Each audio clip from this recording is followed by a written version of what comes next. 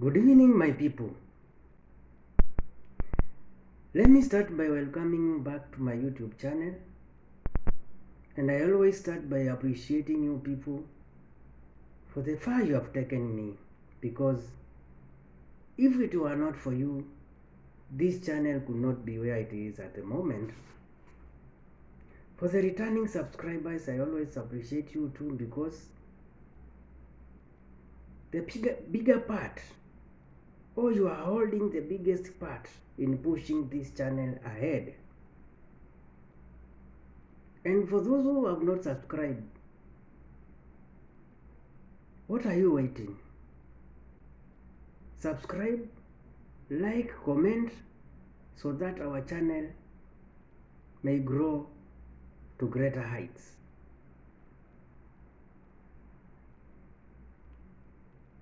I'm always humbled when I hear some of the members of the community appreciating the work I'm doing, because it's being of help to the community. So if you are there and you have not subscribed, you are missing a lot. For the better part of the few weeks, we have been discussing about biopsy, and the day before yesterday, we started a new subtopic about lung needle biopsy. We explained what lung needle biopsy is, and we were talking about the preparations you make before a lung needle biopsy. We discussed about how a lung needle biopsy is done before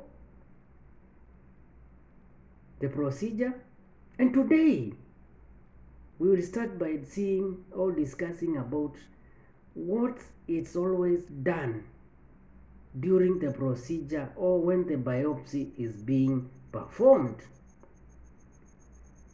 During biopsy, your radiologist will generally use a biopsy needle that's several inches in length. Get this very clearly. Your radiologist will generally use a biopsy needle that's several inches in length. The design of the needle, this is how the needle is designed: hollow and wider than those used for regular shots. So the design of the needle is hollow and wider than those used for normal regular shots. And the wideness, or the fact that this needle is wide, is what allows them to obtain a tissue sample. The design of the needle, which is hollow and wider than those used for regular shots, is what allows them to obtain a tissue sample. A tiny incision may be made in your skin to allow easy insertion of the biopsy needle. Hope you get this very clearly, that a tiny incision may be made in your skin to allow easy insertion of the biopsy needle. How much of the needle is inserted depends on the location of the abnormal lung tissue. How much of the needle is inserted depends on the location of the abnormal lung tissue. Your radiologist then takes samples of the abnormal tissue, and this may feel like pressure or even sharp pain. Your radiologist then takes samples of the abnormal tissue, and this feels like pressure or even sharp pain.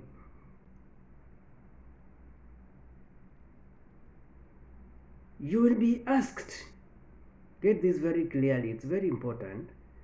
You will be asked to remain still and avoid coughing during the biopsy.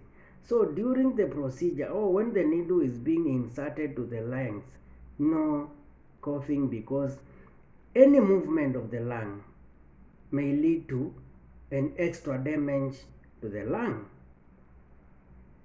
So you will be asked to remain still and avoid coughing during the biopsy. When your radiologist is ready to remove a tissue sample, you will need to hold your breath. Several samples may be required. Let me repeat this. You will be asked to remain still and avoid coughing during the biopsy. When your radiologist is ready to remove a tissue sample, you will need to hold your breath, and several samples may be required. That is during the biopsy. So, what happens after the biopsy?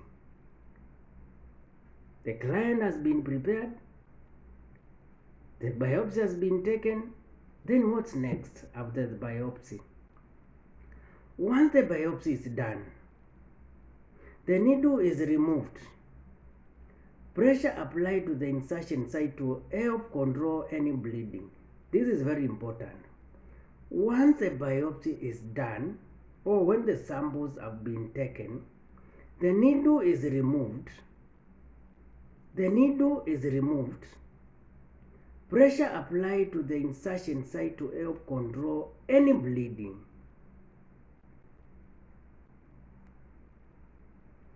When the bleeding has stopped, the site is bandaged. When the bleeding has stopped, the site is bandaged. Sometimes one or more stitches are required if an incision is made.